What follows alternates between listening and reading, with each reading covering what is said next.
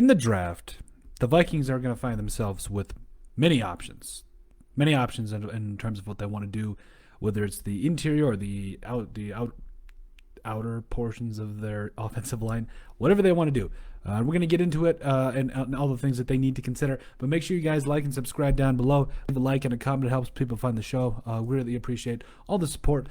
Also, we always leave a link and a handle, if you prefer that term, a social media handle, that is, to where you can find us on all social media. Make sure you guys check out our website at thesportsbriefpodcast.com. Now,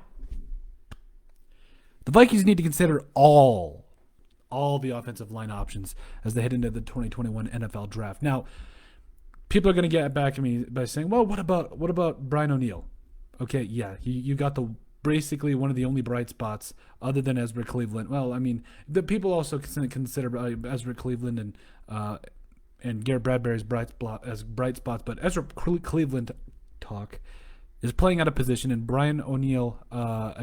Garrett Bradbury has not been exactly impressive. So I would consider Brian O'Neill the only good and pleasant part of the Vikings offensive line thus far. I mean, we talk about a guy that in his rookie year played 800 snaps, didn't allow a single sack, also had 4 penalties, came back his second year, played nearly 1,000 snaps, had 7 penalties, and only allowed 1 sack. And then this last year played over 1,000 snaps, had 8 penalties, and allowed 3 sacks. So, and as well as had a 78.0 PFF grade. So, really, if we're being honest, the only bright spot, also forgot to do a mic check. The only bright spot of the Vikings offensive line has been Brian O'Neill as to this point. So, what do I mean what do I mean when I say they need to consider all their options? Well, okay, right tackle, okay, fine, it's doing pretty good. Also, you got a pretty good reliable option in Old Udo. However, you have 2 vacant spots at left and right guard. Okay, yes, I know that everybody's thinking that you should probably pencil in as Ezra Cleveland as your starting right guard. Nope, or not even as your starting left guard. Move this man to tackle, so that way you just have the insides to worry about. And get Garrett Bradbury some help on the inside. This man, he has been, I will admit, I will give him a little bit of credit. He had a better-ish season this year, had a 61.4 FPFF grade, played over 1,000 snaps, had 4 penalties, also allowed 5 sacks. As to his first year, played nearly 1,000 snaps, had 58.1 PFF grade, had 8 sacks, had 8 penalties and allowed 4 sacks. So there's a little bit of a improvement there, but he severely struggles in pass protection. He struggles to find that anchor. The Vikings need to consider all their options, whatever that means. In the first round, Elijah Vera Tucker, or going out and getting another tackle, especially like guys like Rashawn Slater.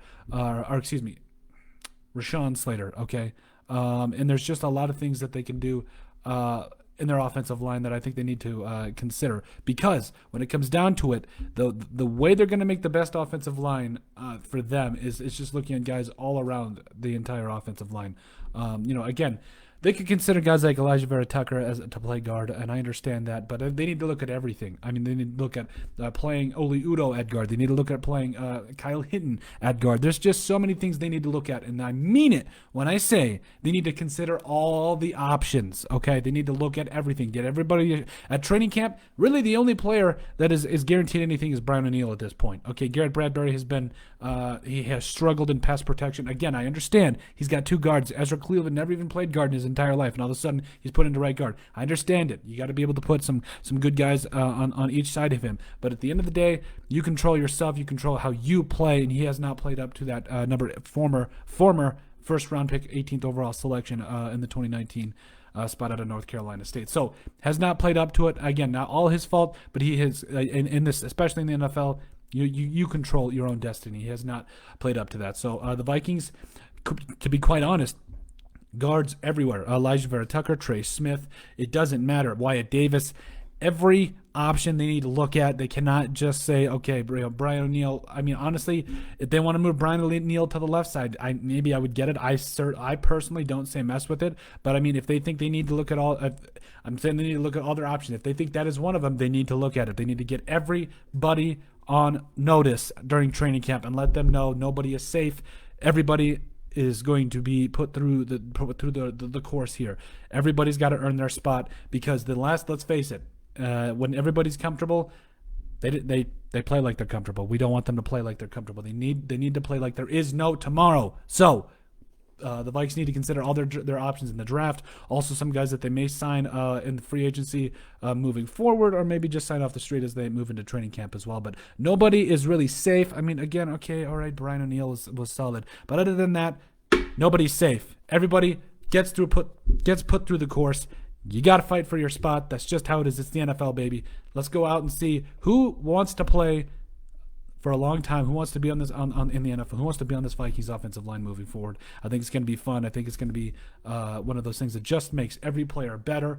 Let's go out and get some guards. Really, that's my main concern, because, again, I think Ezra Cleveland is going to move to the left side. But at the end of the day, everybody's on notice. Doesn't matter. Let's go move forward. Well, let me know what you guys think. Make sure you guys leave a like and subscribe down below. Leave a comment. We deeply appreciate all the support. Once again, we've also got all of our social media handles down in the description below. Make sure you guys check those out. Follow us on social media. And have a great rest of your day. Have a great rest of your Sunday.